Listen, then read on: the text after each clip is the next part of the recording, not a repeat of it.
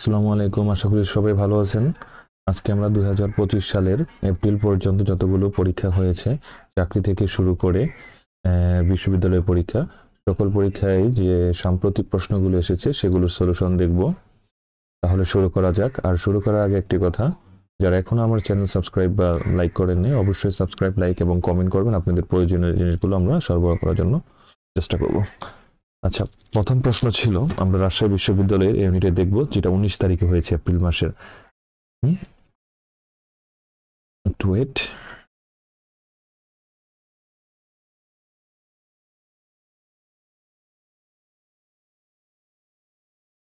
আচ্ছা, 1 নম্বর প্রশ্ন ছিল শহীদ আবু সাহিদকে নিয়ে অঙ্কিত শিল্পকর্ম উন্নত মমশির এর শিল্পী কে?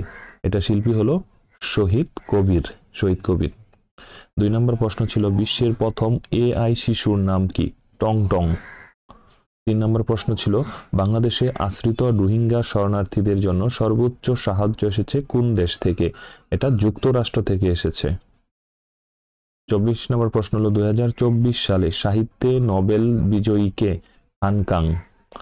5 নম্বর প্রশ্ন এসেছে বর্তমান অন্তর্বর্তীকালীন সরকারের কতটি সংস্কার কমিশন গঠন করেছে? 11টি সংস্কার কমিশন গঠন করেছে। 6 নম্বর প্রশ্ন অন্তর্বর্তীকালীন সরকার গঠিত হয় কয় তারিখে? 8ই আগস্টে গঠন করা হয়েছে। কোন সময়কালে জেনারেশন জেড বা জেন জি এর ব্যাপ্তি ধরা হয়? 1997 থেকে 2012। কেন? আচ্ছা, পরে হলো 8 নম্বর হলো গ্রামীণ ব্যাংকের আদলে ক্ষুদ্র ঋণ চালু করবে কে?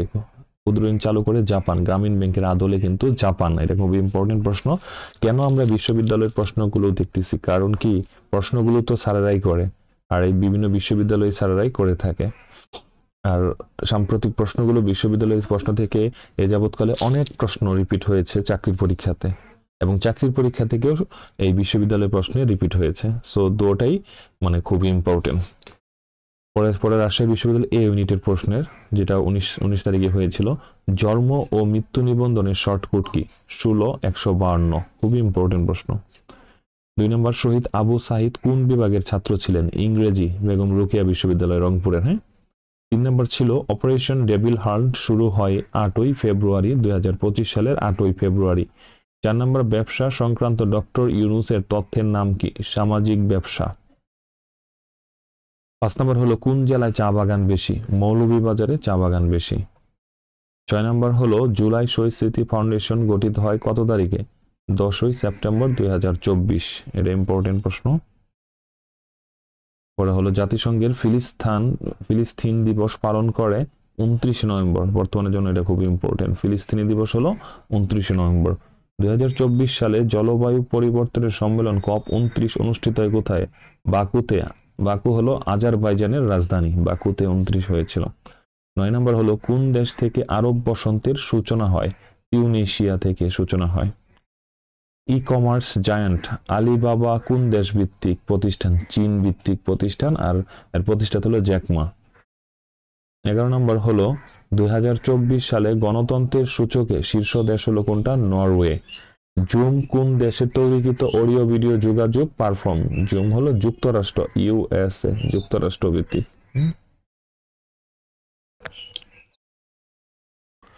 14 নম্বর প্রশ্ন হলো বিশ্বের কোন শহরে সবচেয়ে বেশি সংখ্যক অলিম্পিক গেমস অনুষ্ঠিত হয়েছে? এটা হলো লন্ডনে। আচ্ছা, তারপর আমরা বাংলাদেশ পল্লী বিদ্যুতায়ন বোর্ডের সহকারী পরিচালকের যে পরীক্ষাটা হয়েছিল ফেব্রুয়ারিতে, সেটার প্রশ্নগুলো দেখব। সেটাতে যে সাম্প্রতিক প্রশ্ন এসেছিল সেগুলো। 1 নম্বর প্রশ্ন ছিল ব্রিক্স কর্তৃক প্রতিষ্ঠিত ব্যাংকের নাম কি?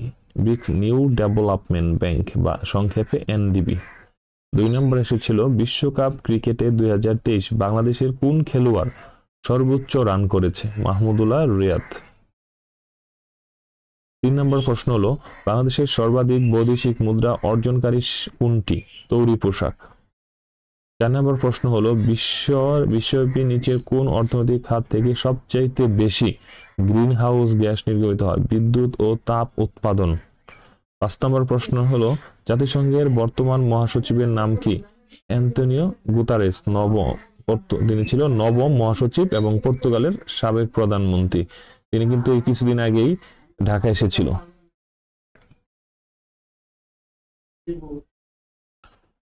তারপর হলো সামরিক ভূমি ও ক্যান্টনমেন্ট অধিভুক্ত জুনিয়র শিক্ষক, যেটা 7 তারিখে হয়েছিল। 1 নম্বর প্রশ্ন ছিল বাংলাদেশের ইলিশের অবৈধ শ্রম হলো কয়টি? 6টি। এটা ইম্পর্টেন্ট প্রশ্ন। বাংলাদেশের সবচেয়ে বেশি উৎপাদিত ধান হলো বুরো ধান। তারপরে প্রভাষক পদের প্রশ্নটা হলো সেই একই ক্যান্টনমেন্টের, সামরিক ভূমি এন্ড ক্যান্টনমেন্টের। 3 নম্বর প্রশ্ন ছিল রূপপুর পারমাণবিক বিদ্যুৎ উৎপাদন কেন্দ্রের মূল জ্বালানি হলো ইউরেনিয়াম 235। এটা মনে রাখতে হবে, হ্যাঁ, ইউরেনিয়াম 235 কিন্তু। পরে 4 নম্বর হলো মিশরের নতুন রাজধানীর নাম কি? PT administrative capital, PT administrative capital. পরে 5 নম্বর হলো বিশ্বের প্রথম গোয়েন্দা জাহাজের নাম হলো জার্গোস। তারপর হলো বিসিআইসি, হ্যাঁ, বিসিআই সহকারী প্রশাসনিক কর্মকর্তা, যেটা আইবিএ পরীক্ষাটা নিয়েছিল। 1 নম্বর প্রশ্ন হলো বিশ্বের অন্যতম বৃহত্তম তেল মজুদ অঞ্চল হলো অরিনাকো বেল্ট। অরিনাকো বেল্ট কোন দেশ ভিত্তিক? অরিনাকো বেল্টটা এটা কোন দেশ ভিত্তিক? এটা তেল মজুদকারী অঞ্চল, ভেনিজুয়েলার। ভেনিজুয়েলার। 2 নম্বর হলো 51তম G7 শীর্ষ সম্মেলন আয়োজক দেশ হলো কোনটা? কানাডা। 3 নম্বর হলো মাথাপিছু আয়ের দিক দিয়ে বর্তমান নিচের কোন দেশটি বিশ্বের শীর্ষে রয়েছে? মাথাপিছু আয়ের দিকে শীর্ষে রয়েছে কোন দেশ? লুক্সেমবার্গ। 4 নম্বর হলো নিচের কোন দেশটি মুদ্রাস্ফীতি নিয়ন্ত্রণে স্বর্ণ মুদ্রা চালু করেছে? জিম্বাবুয়ে। 5 নম্বর হলো সরকার দেশে অর্থনৈতিক অঞ্চল নির্মাণের উদ্দেশ্যে নিচের কোন জেলাটিকে সাবরং ট্যুরিজম পার্ক প্রতিষ্ঠা করার পরিকল্পনা গ্রহণ করেছে? টেকনাফ। 6 নম্বর হলো নিচের কোন পণ্যটিকে 2025 সালের বর্ষ পণ্য হিসেবে ঘোষণা করা হয়েছে? আসবাবপত্র। 7 নম্বর হলো শক্তিশালী পাসপোর্ট সূচক 2025 অনুযায়ী বিশ্বে বাংলাদেশের অবস্থান কততম ছিল? কততম? 97তম। 8 নম্বর হলো কোন দেশ সম্প্রতি বিশ্ব অর্থনৈতিক ফোরামের বার্ষিক সম্মেলনে অনুষ্ঠিত হয়েছে? কোন দেশে? সুইজারল্যান্ডের দাভোজে হয় এটা, হ্যাঁ। 9 নম্বর হলো গ্রিনল্যান্ডে কোন দুটি দেশের মাঝখানে অবস্থিত? ডেনমার্ক এবং রাশিয়া। গ্রিনল্যান্ড হলো ডেনমার্ক এবং রাশিয়ার মাঝে অবস্থিত। 10 নম্বর হলো ডিপসিক কোন দেশভিত্তিক সফটওয়্যার কোম্পানি? চীনের, এআই। বাংলাদেশের তৈরি পোশাক শীর্ষ ক্রেতা কোম্পানি H&M। H&M কোন দেশের কোম্পানি? সুইডেনের কোম্পানি। H&M হলো সুইডেনের কোম্পানি। এরপর আমরা দেখব বিমান বাংলাদেশের গ্রাউন্ড সার্ভিস অ্যাসিস্ট্যান্টের যে সাম্প্রতিক প্রশ্নটি এসেছিল। 1 নম্বর ছিল ওয়ান বেল্ট ওয়ান রুট এর প্রস্তাবক দেশ কোনটি? চীন। বাংলাদেশের সরকার কোন খাত থেকে সর্বোচ্চ কর ও শুল্ক আয় করে? ভ্যাট বা মূল্য সংযোজন কর থেকে, বা ব্যাট থেকে, ইংলিশে ব্যাট বলা হয়, ভ্যালু অ্যাডেড ট্যাক্স। 3 নম্বর প্রশ্ন হলো কোন খেলাটিকে গ্র্যান্ড স্ল্যাম, কোন খেলাটিকে গ্র্যান্ড স্ল্যাম নামে পরিচিত? টেনিস খেলাটি। তারপর আবারও পল্লী বিদ্যুতের লাইনম্যানের পরীক্ষার প্রশ্ন। আর্ডিন্স ব্রিজ কোন দুটি উপজেলাকে যুক্ত করেছে? এটা ঈশ্বরদী এবং ভেড়ামারা কে যুক্ত করেছে। 2 নম্বর হলো বাংলাদেশের সেনাবাহিনীতে সর্বোচ্চ পদ কোনটি?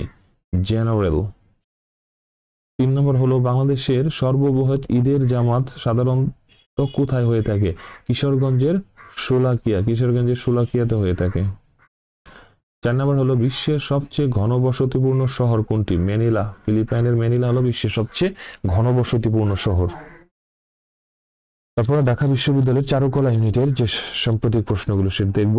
1 নম্বর প্রশ্ন হলো সাহিত্যে নোবেল পুরস্কার 2024 পেয়েছে হান কাং। পরে 2 নম্বর প্রশ্ন দেশে প্রথম এআই সংবাদ পাঠিকার নাম অপরাজিতা। 3 নম্বর হলো জেন জেট বা জেনজি এর জন্ম সময়কাল 1997 থেকে 2012। আর একটা হলো 1997 যদি 12 না থাকে তাহলে 95 থেকে 10 ধরলেও হবে। জুলাই বিপ্লবের প্রথম শহীদ হলো আবু সাহিদ। পরে ডক্টর মোহাম্মদ শহীদুল্লাহ জাতিসংঘে। 5 নম্বর প্রশ্ন ডক্টর মোহাম্মদ ইউনুস জাতিসংঘের সাধারণ পরিষদের কোন অধিবেশনে ভাষণ দিয়েছে? 79তম অধিবেশনে। 79তম অধিবেশনে। মেডিকেল কলেজের যে পরীক্ষায় যে সাধারণ জ্ঞানগুলো এসেছিল সম্প্রতি। 1 নম্বর প্রশ্ন এখানে ছিল গাজায় সাম্প্রতিক কালের সংঘর্ষ কবে শুরু হয়েছে? অক্টোবর 2023। খুবই দুঃখের বিষয়। 1971 সালে স্বাধীন বাংলা ফুটবল দলের অধিনায়ক কে ছিল? জাকারিয়া পিন্টু। বৈষম্য বিরোধী আন্দোলন চলাকালে আবু সাইদ কবে শহীদ হন? 16 জুলাই শহীদ হয়েছিল। আর ঢাকা বিশ্ববিদ্যালয়ের প্রশ্নগুলো সবচেয়ে বেশি ইম্পর্টেন্ট, কারণ অধিকাংশ প্রশ্নে চাকরির বাজারে 99% প্রশ্নই ঢাকা বিশ্ববিদ্যালয়ের শিক্ষকেরা করে থাকে। তারপরে স্টারলিং একটি হলো কত? স্যাটেলাইট ভিত্তিক ইন্টারনেট সেবা। 2 নম্বর হলো নিচের কোনটি ব্লু ইকোনমির সাথে সম্পর্কিত? সমুদ্র সম্পদ। 3 নম্বর প্রশ্ন হলো রুশ ইউক্রেন যুদ্ধে রাশিয়াকে সমর্থন করেনি যে দেশ? হাঙ্গেরি। পরে 4 নম্বর প্রশ্ন হলো যুক্তরাষ্ট্রের গ্র্যান্ড ওল্ড পার্টি নামে পরিচিত কোন দল? Republican party. 5 নম্বর প্রশ্ন হলো বাংলাদেশের বর্তমান অন্তর্বর্তীকালীন সরকারের উপদেষ্টা পরিষদে নারী সদস্য সংখ্যা কয়জন? নারী সদস্য সংখ্যা হলো 4 জন। 6 নম্বর প্রশ্ন হলো বাংলাদেশের 25তম প্রধান বিচারপতি হলো সৈয়দ রেফাত আহমেদ। 7 নম্বর 2023 সালে ধ্বংসপ্রাপ্ত ট্রাইটান ছিল একটি ডুবোযান। 8 নম্বর হলো ইসরায়েলের বিরুদ্ধে পরিচালিত হামাসের অভিযানের নাম হলো অপারেশন আল আকসা ফ্লাড। 9 নম্বর প্রশ্ন হলো one belt one route initiative গ্রহণ করেছে চীন। সিরিয়ার প্রেসিডেন্ট বাশার আল আসাদের ক্ষমতাচ্যুতিতে নেতৃত্বদানকারী বিদ্রোহী গোষ্ঠীর নাম হলো হায়াত তাহরি আল শাম। 11 নম্বর হলো নিচের কোন 3 শূন্য তথ্যের অন্তর্ভুক্ত নয়? শূন্য ক্ষুধা। এটা কি ছিল জানি? আনএমপ্লয়েড, পরে হলো zero poverty, zero carbon emission, zero unemployment. 12 নম্বর হলো নিচের কোন দেশের প্রেসিডেন্ট সংসদে অভিসংসদ হয়েছেন? দক্ষিণ কোরিয়ার। 13 নম্বর হলো জুলাই গণ অভ্যুত্থানের শহীদ আবু সাইদকে নিয়ে অঙ্কিত চিত্রশিল্পকর্মের নাম হলো উন্নত মমশির। জগন্নাথ বিশ্ববিদ্যালয়ের সামাজিক বিজ্ঞান অনুষদের যে প্রশ্নগুলো এসেছিল তাহলে 1 নম্বর ছিল বিশ্বের প্রথম কাঠ দিয়ে তৈরি স্যাটেলাইট বা উপগ্রহের নাম কি? লিগনোস্যাট। 2 নম্বর প্রশ্ন ছিল নিম্নের কোন দেশে সামরিক শাসন চলমান ছিল তখন? দক্ষিণ কোরিয়াতে, এখন আর নেই। 3 নম্বর হলো ব্লু ইকোনমি কিসের সাথে সম্পর্কিত? সমুদ্রের সাথে। 2024 সালে প্রকাশিত ওয়ার্ল্ড হ্যাপিনেস রিপোর্ট অনুযায়ী বিশ্বের সুখীতম দেশ কোনটি? ফিনল্যান্ড। 2024 বা 2025 সব ফিনল্যান্ড। 5 নম্বর প্রশ্ন বলতেছে সাফ নারী চ্যাম্পিয়নশিপে 2024 টানা দ্বিতীয়বারের মতো চ্যাম্পিয়ন হয় কোন দেশ? বাংলাদেশ। 6 নম্বর প্রশ্ন জলবায়ু পরিবর্তন বিষয়ে COP28 অনুষ্ঠিত হয়েছিল আরব আমিরাতে, দরকার নেই এটা এখন। 7 নম্বর প্রশ্ন বাংলাদেশের প্রথম নারী মেট্রো রেল চালকের নাম হলো মরিয়ম আফিজা। শাহজালাল বিজ্ঞান প্রযুক্তি বিশ্ববিদ্যালয়ে যা আসছিল। 1 নম্বর জুলাই বিপ্লব 2024 অন্যতম স্লোগান কোনটি? উঠানা মেধা, মেধা মেধা মেধা।